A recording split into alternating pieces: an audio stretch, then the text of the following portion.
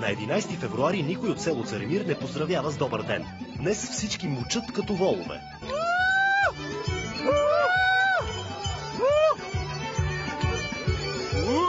Целта е по този начин да изгонят злите духове, които пакостят на добитъка.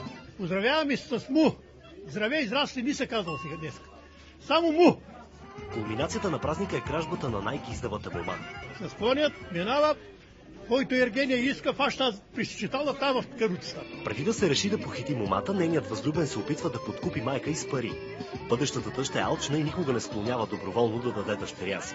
Затова тя носи червените рога на дявола.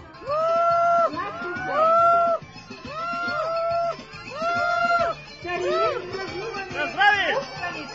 Баба, ще дадеш ли булката? Как ще се я давам, баба, бе?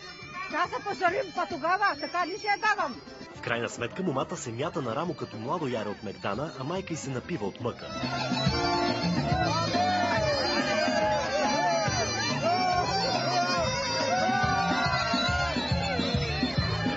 На празника Мувканица жените в Царемир месят и раздават питки за здраве и благоденствие. Не стай! Тя няма глас, бабата.